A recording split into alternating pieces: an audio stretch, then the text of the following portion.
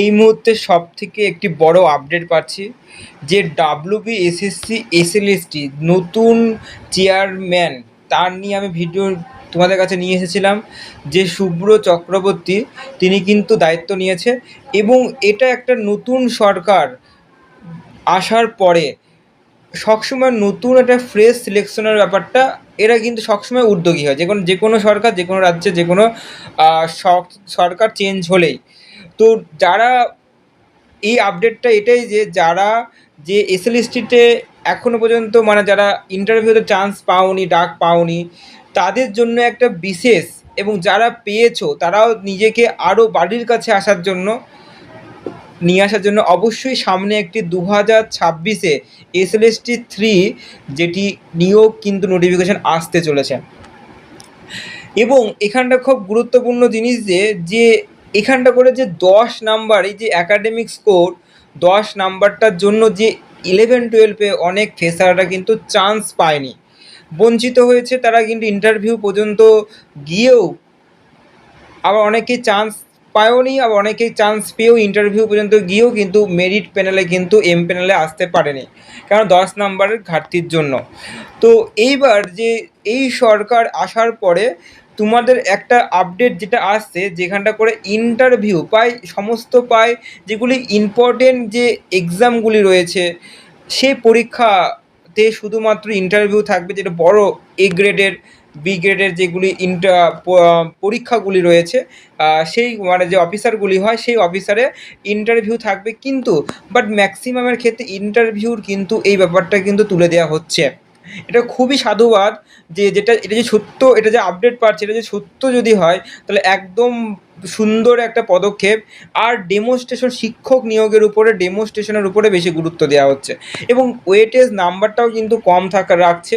তো আশা করি মনে হচ্ছে 10 নাম্বার থাকবে। তো এখানটা করে তাহলে এই যে 20 নাম্বার একটা বড় পাহাড়ের মতন একটা নাম্বার, যে নাম্বারে অনেকের নাম্বার যদি কমে যায় তাহলে কিন্তু অনেক জুনার কাছ থেকে কিন্তু পিছিয়ে যাবে। তো এবার ইন্টারভিউতে কে কেমন হবে, কীভাবে হবে, কত নাম্বার দেবে, এর উপরে অনেকটা নির্ভর করছে এই মেরিট প্যানেল, যেটা এসএলএসটি চলছে। এইবার যদি ইন্টারভিউর এই ওয়েটেজটা যদি কমে যায়, ডেমনস্ট্রেশনের যদি এই ওয়েটেজটা যদি কমে যায়, নাম্বারের যে ওয়েটেজটা যদি কমে যায়, তাহলে কিন্তু অনেক যোগ্য মানে অনেকেই স্টুডেন্ট যারা কিন্তু ইন্টারভিউ ভয় ভীতি থাকে, বা ইন্টারভিউতে কত নাম্বার দেবে, বা একটা বায়াসনেস আসবে কি না, এরকম মাথায় অনেকেরই থাকে। তো আশা করি ওয়েটেজ কমে গেলে তখন কিন্তু এই যে পুরো যে আসল যে মার্কস, যেটা হচ্ছে এক্সাম দিয়ে, যে পরীক্ষায় যে এক্সাম দিয়ে যে নাম্বারটা পেয়েছে তার উপরেই কিন্তু অনেকেই কিন্তু ওটার উপরে বেস করে কিন্তু তোমার এই মেরিট প্যানেল বা তোমার চাকরি পাওয়ার ব্যাপারটা চলে আসবে।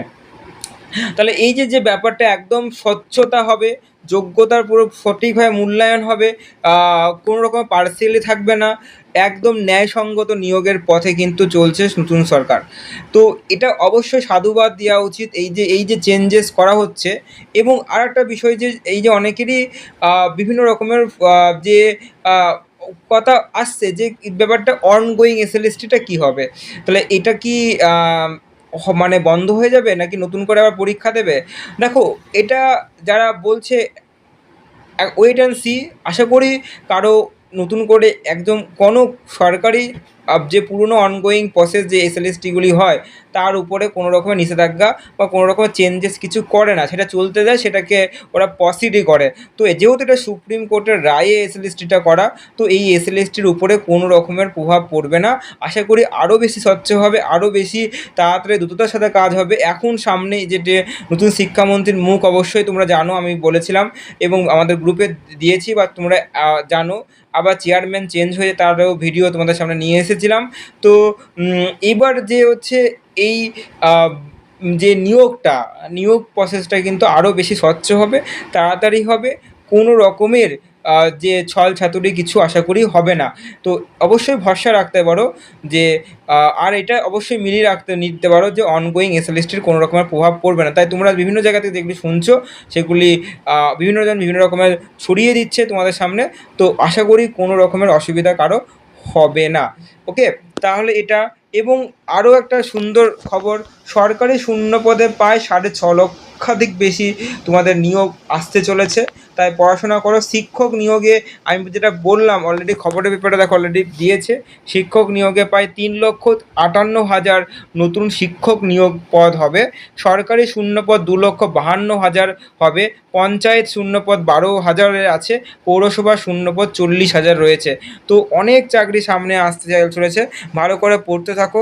এবং আমাদের এসএলএসটির ব্যাচ যখন লঞ্চ হবে, আমরা এসএলএসটির প্রায় প্রচুর পেলেকে হচ্ছে 11-এ অলরেডি আমাদের এখান থেকে 11-এ অনেকেই চান্স পেয়েছে। তাদের নাম এবং তারা কোন ডিস্ট্রিক্ট সেগুলোও তোমাদের সামনে নিয়ে আসবে একদম 9-10টা হয়ে যাওয়ার সঙ্গে সঙ্গে। 9-10 এবং 11-12 নিয়ে। আর 9-10-এ অনেক স্টুডেন্ট কিন্তু ইন্টারভিউ আছে, প্রায় 100-র উপরে স্টুডেন্ট কিন্তু ইন্টারভিউ প্রিপারেশন নিচ্ছে। তারা কিন্তু আমাদেরই স্টুডেন্ট এবং সুন্দর করে গাইড হচ্ছে। এদেরও অবশ্যই তারা সবাই প্রত্যেকে সফলতা আসবে এবং তাদের নাম এবং তাদের ডিস্ট্রিক্ট, তাদের সাথে যে অনলাইন যে মিটিং, সেই মিটিংয়ে কিন্তু অবশ্যই সেটা লাইভ রাখবো, অবশ্যই তোমাদের সামনে নিয়ে আসবো। তাই নতুন এসএলএসটি আমি এলে অবশ্যই ব্যাচ লঞ্চ হবে লাইফ সায়েন্স। তো লাইফ সায়েন্সের ব্যাচ লঞ্চ হলে তোমাদের আমি জানাবো কবে কী, কত করে মাইনে কী হবে। আর সব অবশ্যই ন্যূনতম ফিজে রাখা হয়, তোমরা সেটা জানো, আগেরবারও পড়িয়েছি, এবারও তোমরা জানাচ্ছে যে ন্যূনতম ফিজ। আর আমাদের শিক্ষামন্ত্রী শঙ্কর ঘোষ, তিনি কিছু পদক্ষেপ এখনও দপ্তর ভাগ করা হয়নি, কিন্তু তিনি অনেক কিছু একটা পদক্ষেপ তিনি ডাটা থেকে সূত্র থেকে জানা যাচ্ছে যে তিনি সিলেবাসকে পরিবর্তন করবে, আধুনিক বই রাখবে, যেটা স্কুলের আবার পাস ফেল ব্যবস্থা রাখবে, বেসরকারি স্কুলে কড়া নিয়ন্ত্রণ রাখবে, সরকারি স্কুলে পড়াশোনার মান উন্নয়ন করবে। আস্তে আস্তে এগুলি কিন্তু আসবে। আরও অনেক কিছু চেঞ্জেস রয়েছে, সব চেঞ্জেসই তোমাদের সামনে নিয়ে আসবো, তুলে ধরবো।